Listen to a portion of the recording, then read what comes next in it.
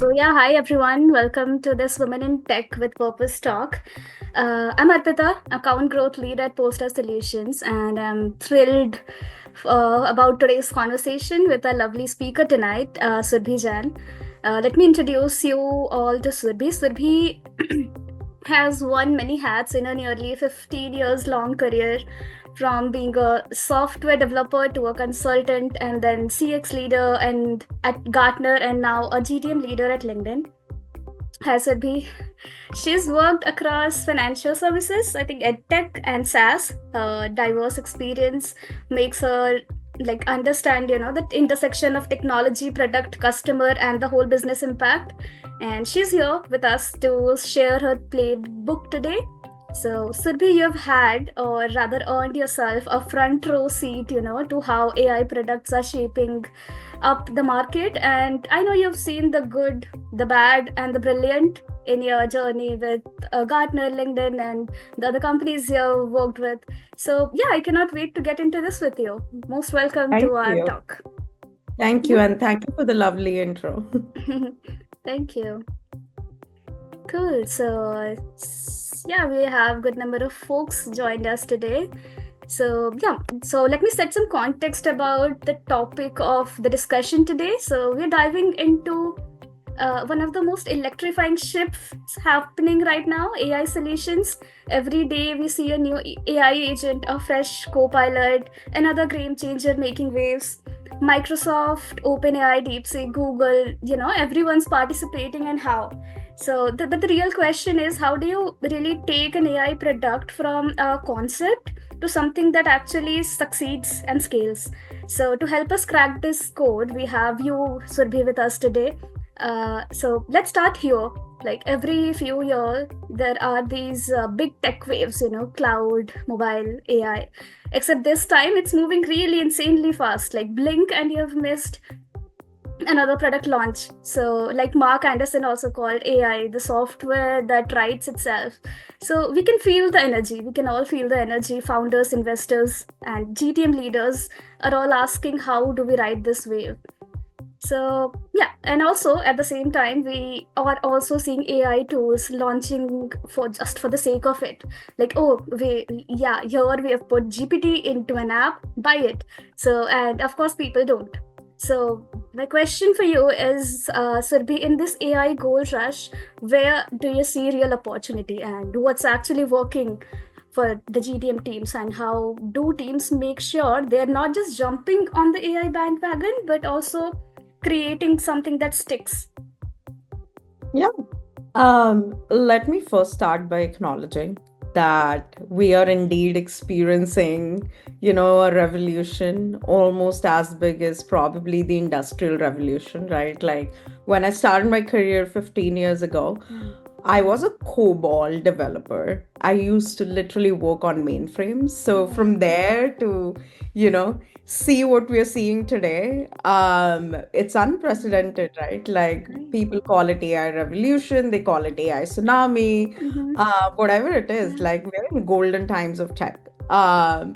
Now, with this AI tsunami, as you rightfully framed it, there's rapid acceleration. There's a lot of products that are flooding the market. Customers are being hit by, a new flashy AI product, like maybe every 10 minutes. Who knows, Yeah, yeah. right? So the real challenge lies between distinguishing between innovation and the hype, right? Mm-hmm. Now, coming back to your original question, I come from a CX lineage. Yeah. I've spent like years being really close to customers, talking to them, understanding how can we operationalize customer feedback in organizations and products and the way we go to market. Mm-hmm. And so my rule of thumb across all these years and even today does not change, which is focus on the customer. As long as you're solving a real pain point, Mm-hmm. and if you're able to solve it effectively and reliably, Mm-hmm. and you can take it a step further and articulate the value that you're driving to your customers in a way that it resonates with Yeah. them, you've cracked it, Mm-hmm. right? Like those are really three things that you need: solve a Mm-hmm. real problem, Make sure you do it well, and then make sure that you're articulating value in a way that it resonates with them. That's it. Makes sense. Makes sense. Makes all the sense. And yeah, always customers. I'm so with you on this. Like everything else can change, but not. I mean, if we really understand our customers and their pain points, that's where the magic lies. So yeah, spot on. Makes all the sense. So now, on to our next question. I wanted to touch upon how AI, unlike the other tools, technologies we've seen, it's a more evolving things. Like it does just doesn't exist. It evolves. Like for as compared to traditional software, you build it, you ship it, you update it every month. And for AI, it adapts, it learns every day, it does get better. Like the Mars calls it the agile innovation. So where your GTM strategy has to change just as fast as your AI model does. So how do companies keep up? Do they need to constantly tweak their ICPs, their messaging, or everything? Yeah, so there are two parts to this question, right? Like the first part is, do companies need to evolve? 100%. Mm-hmm. Companies, whether they're small, they're medium sized, they're big enterprises, I think Mm-hmm. everybody will need to work at a pace that they're not used to. Mm-hmm. The rapid evolution that we're seeing around technology, like everybody will be at their toes. Mm-hmm. Uh, to evolve everything from engineering to product to their go-to-market strategy, right? Mm-hmm. Right. Um, the second part of your question is like, what parts of go-to-market strategy do they really need to evolve? Change. Yeah. You mentioned a few things. Let's talk about them and maybe let's take some examples. The first one was ICP, ICP. or the ideal customer profile. AI, as you said, Mm-hmm. like learns, gets better, gets intelligent. Like, no wonder you are going to discover high value use cases that you haven't before, right? You might do it in weeks, you might do it in months, you might do it in years, right? Like, let's take an example of ChatGPT. It was Yeah. supposed to be targeted to like developers, right? Like API was the main product, but then Yeah. they started seeing a lot of excitement and a lot of traction with the end users and the Mm-hmm. communities. And so they evolved and they became a product that was, hyped and driven by the communities, right? Mm-hmm. The second aspect of GDM strategy that you spoke about is pricing. Yeah. Um, the biggest seismic shift that we're seeing in pricing is for SaaS businesses. The seats model doesn't work anymore because Mm-hmm. every AI tool is out there in the market wanting Mm-hmm. to drive productivity. They want to like automate the repetitive tasks. In a world like that, like you can't be charging by seats and slots, and so the pricing models will need to evolve. Like you'll Mm-hmm. probably pivot to usage based, outcome based, value based. Like there's so many models out there that companies will have to experiment with and then figure out what works with them, right? And then finally the messaging and the branding. Mm-hmm. There's definitely something to like evolving your brand at a pace that didn't exist before, right? For example, Mid Journey, it Mm-hmm. was like a fun AI Yeah. art tool, but then it had to quickly rebrand itself into a professional creative tool because they got a lot of traction and a lot of usage from marketers who wanted to use it for professional purposes, right? Yeah. Um, Notion AI, it is Mm-hmm. another great, Mm-hmm. case study. Absolutely. It started out amazing tool, by the way. It Yeah. started out as a productivity workspace tool, and then Notion AI came, and you don't realize how seamlessly like AI can integrate into the workflows, and from like a productivity tool it has become like an intelligent knowledge management platform, Mm-hmm. right? Right. So companies are evolving. They have new customers to target every now and then. The pricing models will need to evolve for them to Yeah. monetize their Yeah. products better, and 100% the branding is not going to stay consistent. Mm-hmm. Makes sense. Makes sense. Yeah, it's wild how fast AI companies had to pivot recently, like OpenAI moving from develop, like you mentioned, very perfect example. OpenAI moving from developers to enterprise, and then Midjourney's rebrand. It's an example. It's a lesson in knowing your audience. It's perfect. Like, yeah, your example sticked right with me. Moving on to our next question. So we talk about cutting through the noise, like what makes people care. What I mean is, I might sound harsh, but right now every company is slapping AI powered onto their tagline like some seasoning.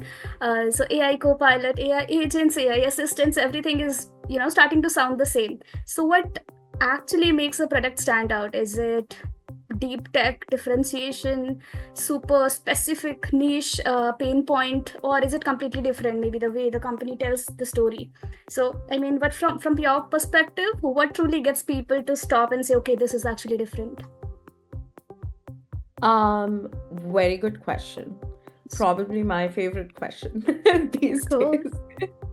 Let me like frame my answer in this way, right? Like Mm-hmm. I feel like today in a world where I'm inundated by like AI products, I'm inundated by information, and to be honest, like I'm spoiled with choices Yeah, all of as to us. like which AI tool should I really be using. What catches my attention is if you can like really wow me, Mm-hmm. if you can like showcase the art of like possible, like that would catch my attention, right? Mm-hmm. Like, for example, um, everybody saw operator demo, Yeah, right?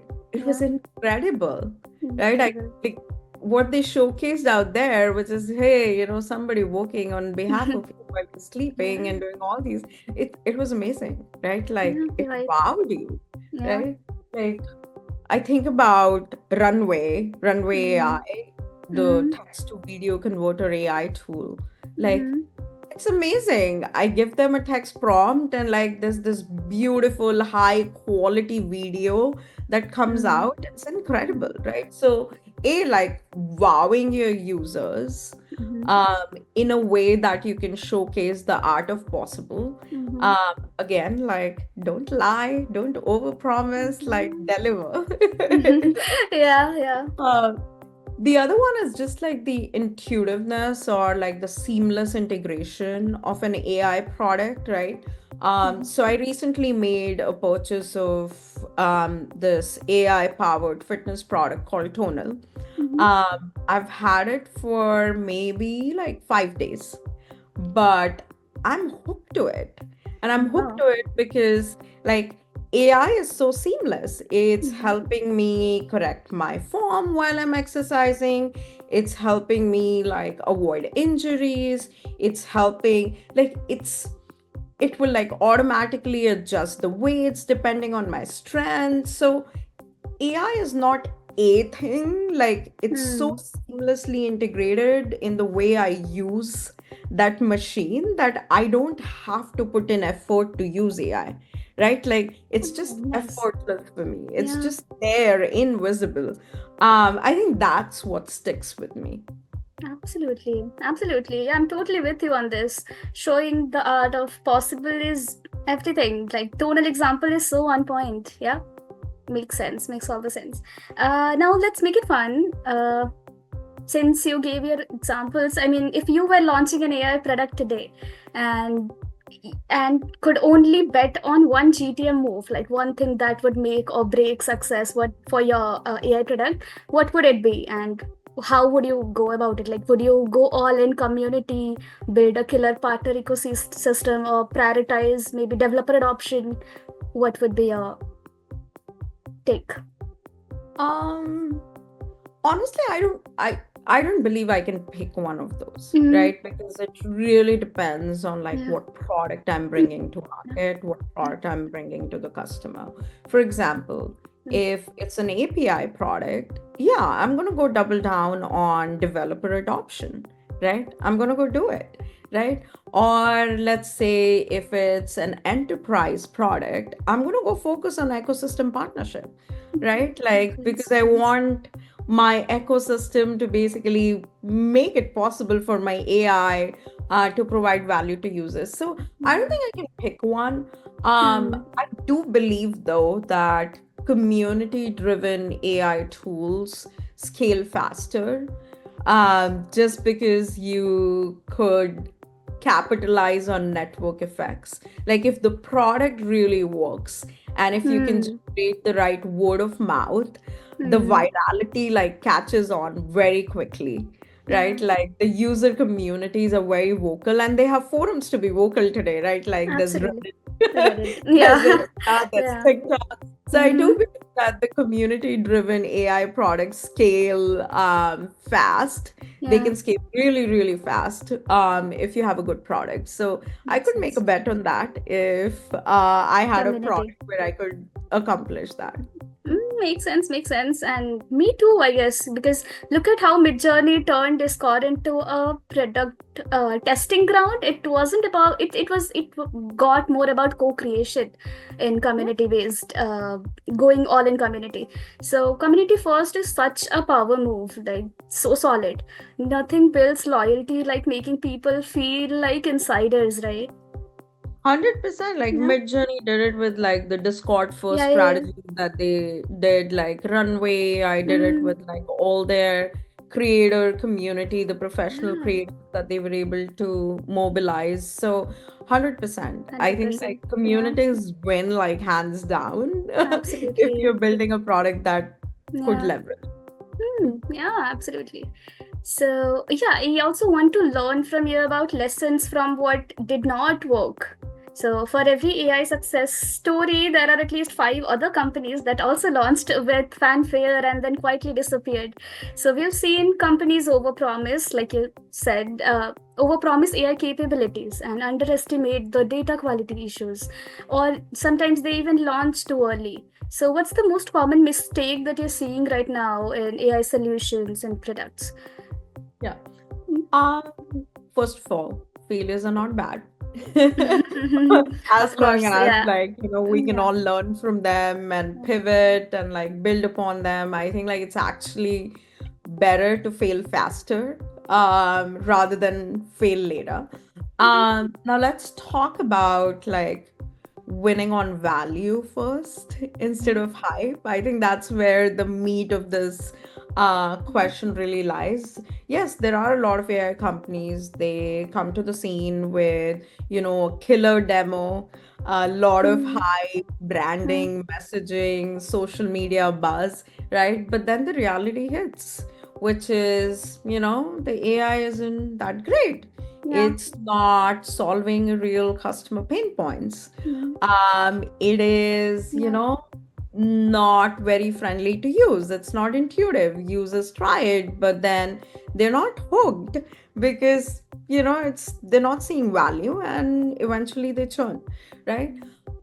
Again, like AI has a huge cool factor, and I know that it's actually hard for companies to stay Mm, away from branding it as cool as well, because that's how you really get attention from yeah. people.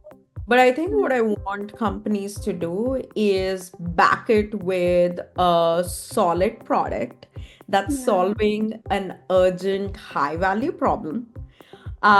When that product actually gets to me, it needs to work reliably. And I Mm-hmm. need to see value, right? Mm, The obvious value. mm, And then I'll stick around, right? And so yeah. would everybody else. So, Yeah. yes, like make big promises, just back it up with, solving the problem that you promised that you'll solve. That's about it. Makes sense, makes sense. Yeah. Hype train, the hype train crashes when they forget about these pitfalls, smaller pitfalls. And yeah, I think AI that tries to do everything often ends up doing nothing really well, like really good. So the winners, I think, often start with a killer niche and expand from there. Yeah. Yeah. What do you think If about you're that? able to solve like Yeah. one problem really well and then like Exactly. iterate, and scale Yeah. from there, I think like Exactly. that's what is really going to work. Mm-hmm. If you try to solve for the world, good luck. Yeah, yeah, you articulated it right very well. Like I that was exactly my train of thoughts. So yeah, now what's next? Like, let's talk about like AI is moving so fast that something that worked maybe last quarter might be outdated this quarter. So if you had to predict the next major shift in GTM, what would it be? Like, are we going to see new distribution models or a complete shift in buyer behavior? What is it? And also, what's one trend you tell every leader to watch out for? Um, I think like for the past like maybe 12-ish months, like we've been in an era of like standalone AI apps, Mm-hmm. right? And I feel like that's probably gonna quickly diminish Mm-hmm. because AI will sort of become a baseline expectation in like every product. So what companies would probably want to pivot to is maybe like AI as an infrastructure layer in a way that it seems like indispensable, right? So, for example, right, like today you have AI powered CRM, you have like AI powered email, it, like I think like that's going to become obsolete. Like that's just going to be like a baseline expectation, right? And what you would really want to do is then like, hey, like is my workflow better? Like the users maybe last year were asking like, hey, does this product have an AI? Like, in 2 years they're going to be asking, well, I have all these workflows, like, is AI making all these workflows better, or is there something else that's going to make it better, right? So, I think like AI is going to become invisible. It's going to become like Mm-hmm. an infrastructure layer that's going to be like wrapped across like every product. There's going to be new distribution models, right? Like, as I said, from standalone AI to AI being embedded into like existing apps. And I'm thinking about like Slack, Notion, Salesforce Agent, like they're all integrated in like, the systems today. We've spoken about the pricing models. They're going to shift. They're going to shift very, very quickly. Usage-based pricing, you're going to see like, being charged for tokens, API calls, outcome-based pricing, you would actually be paying on results and not just access.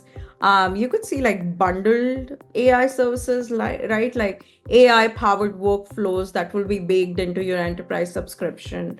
And then we finally spoke about like the user behavior that's gonna mature, like the novelty of AI is just gonna wear off, right? And everybody would just expect it to be integrated in everything that they use.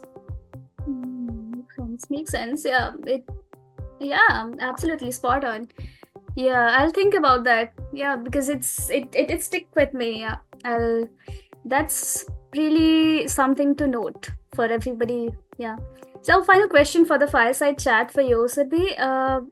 So let's talk about winning beyond the tech. Like at the end of the day, AI is a tool, but relationships, trust, customer success are what build, lasting companies. So if you could give one piece of advice to the GTM leaders navigating this revolution of AI, what would it be? And what's the mindset that shifts the that separate companies that fizzles out from those who truly win? Yeah. Um, so I work at LinkedIn right now, and Mm, one of the core pillars that LinkedIn has been very, very passionate about when it comes to their strategy is building trust mm, with its users, right? I feel like LinkedIn as a social network is different because we've been able to build a lot of trust with our users. yeah. I think that's what matters. You gotta be able to build trust with your Mm, AI products. Yes, there's branding and messaging that AI products are gonna make like your employees more productive, your workflows more productive. But like you also want to make sure that AI is being used as a relationship amplifier rather mm, than like, something that's going to just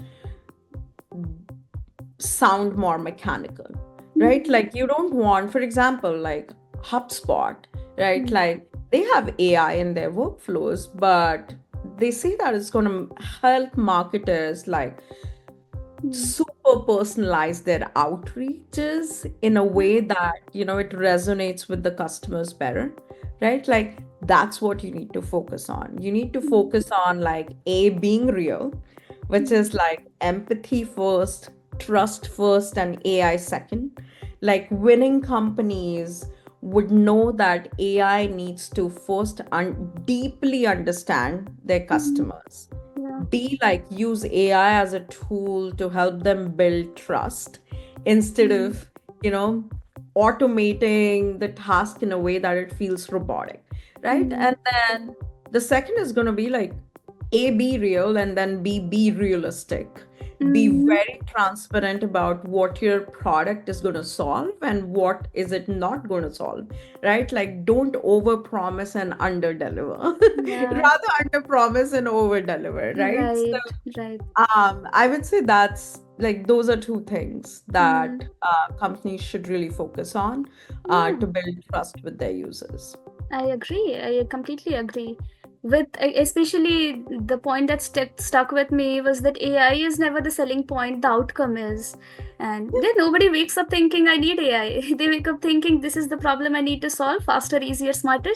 So, yeah, the best companies make AI the invisible force Yeah, that delivers that solution. So, yeah, 100%. so yeah, yeah. Great answers, really. So, this has been a great conversation. I feel we could go on for hours. We have just hit 30 minutes. So, before we wrap, I wanted to do a quick rapid fire round with you where I'll maybe throw some fun, quick questions your way and you can just give me the first thing that comes to your mind. Cool? Ready, are we? Let's do this. Cool. So, yeah, one business book you think every GTM leader should read. Um, I think Hooked. Hmm. Uh, Hmm. it's it's basically a book about like building habit forming products. Oh. Um, and I think like every go-to-market leader should know um, their customers. They should know how their products are aligned with their customer needs. Hmm. Um, yeah, hooked, I guess. Hooked. Cool. Cool. Noted. Sure. The second question is also similar, but more on a personal front, like one podcast, book, or newsletter that you swear by for staying ahead in tech. It's actually a business podcast. Mm-hmm. I have been obsessed with and it's very I guess it's very popular now by this podcast called Acquire. Mm-hmm. Um, Mm-hmm. they basically discuss like great companies and their business strategies, and it's a very unusual format. They will do like long 3 to 4 hour sessions or videos, and it it stands out because like you Mm. could go really deep. Deep. Hmm. So yeah, I highly recommend if Cool. anybody hasn't watched it or listened to Yeah. it, highly Yeah. recommend. Absolutely noted. Yeah. It's seems more interesting than ever. Okay, we have some questions coming in. We'll take those up after our rapid fire round. So, a founder or business leader that you look up to. Um, I've I've always been drawn to like multiple people or Yeah. leaders for like different things. There's no like one leader Hmm. that I've been fixated on. Like I absolutely look up to like Indra Nooyi Yeah. for the humility that Yeah. she's being. Yes. I actually had the fortune to meet her in person in an Wow. Indian restaurant in Connecticut, and I was just so overwhelmed by her Hmm. humility. Kalpana Chawla, Sure. the Indian American astronaut that we probably all know of, her Yeah. resilience, her perseverance, to be able to make it there. Hmm. So yeah, I've always been like inspired Yeah. by different people for Multiple different. leaders. Yeah. Yeah. That one of the leaders I really look up to. So I love driving. You know inspiration from the people I work with. I work with this client of ours. She's such a brilliant leader. I love working with her. So yeah, I understand that there are multiple leaders that that we look up to and we're inspired from. Yeah, makes sense. So yeah, if you could give your younger self or the younger aspiring women one piece of career advice, what would it be? Um, don't be afraid to dream Mm-hmm. big. Don't be afraid to ask, like, why not? Hmm. Um, I come from like a tier two city in India. Nobody in my family had ever had a corporate career. So for me, it really worked. Yeah, That I could like just dream yeah, outside the box and yeah. like always ask like why can't I do this? So Hmm. I would just like ask every women Damn to, question. Yeah. do that. Absolutely. Yeah. Yeah. That's cool. Uh, And the next question we have is, what's something outside of work that makes one a better leader? This is gonna sound really funny, Yeah. but Is it? I think like parenting my 2-year-old daughter has made me like Oh. a much better leader. It's hilarious. Like it, humbles you in a way that you haven't really thought before. Um, I think you become really adaptive to change. Like when you're parenting, you're being thrown like curveballs, like sometimes multiple times a day, to be honest. So I think like you become really adaptive to change, how to Yeah. think on your feet, and Yeah. um, you just you can just like take anything and everything. Wow. Um, and then also, I believe it makes you a better human in general, and that reflects at work. Like, you understand the importance of psychological safety and compassion being really Wow. critical to being a good leader. So yeah, parenting Wow. 2-year-old has definitely taught me a Mm. ton the last 2 years. Wow. I'm going to reflect on that this weekend. This is going to stay with me. Trust me, this one's for me. So yeah, last question in the rapid fire round. What's a mantra or mindset that keeps you going on tough days? I'm gonna say something really cheesy. Um, so growing up, like I come Yeah. from the KBC era, right? So I've Yeah. almost like watched it for ages, and Mr. Bachchan like used Yeah. there's like a very famous uh a poem that he recited on one of the KBC episodes, which is like, and I'm gonna say like a couple of lines, which is लहरों से डर कर नौका पार नहीं होती कोशिश करने वालों की हार नहीं होती. Absolutely. Basically just like keep trying, and those who try never lose. Yeah. And that keeps me going. So cool. Yeah, it's been so fun talking to you, Surbhi. You absolutely crushed the round. So I guess we are on top of the clock. So I'll take. Shall we take up some audience questions? There are some questions in the chat, and we could engage in some quick questions. Whatever we could take up for now. So the first question is that fine by you, Surbhi? Yeah. Cool. So many companies, this is from Ashok, many companies hesitate to fully trust AI due to concerns like transparency and bias. What is the best way to position AI solutions so they feel reliable and not risky? As I said before, I think like trust in everything, Mm, in your messaging, in being transparent about like how your AI solutions work, what they would and wouldn't be able to do. I think that's going to help you build credibility with your customers. The best way for you to position your solutions is to just like make sure that you're hitting on those messaging mhm. and like doing it consistently in a way that it's resonating with your customers. Mm, sense. The next question is AI adoption varies across market due to regulations. Yeah, good question. Uh, so it varies across market due to regulation, data availability, cultural factors. What are the biggest GTM challenges when expanding internationally? Um, when I think about international go-to-market strategy, which is like for me, I'm based out of US, so outside Yeah. of US, the first thing I would say is good luck. Yeah. Because of all the laws and regulations that are going Yeah. to hit you. Second of all, I think like it's important for companies to understand why those laws and regulations actually exist. Yeah.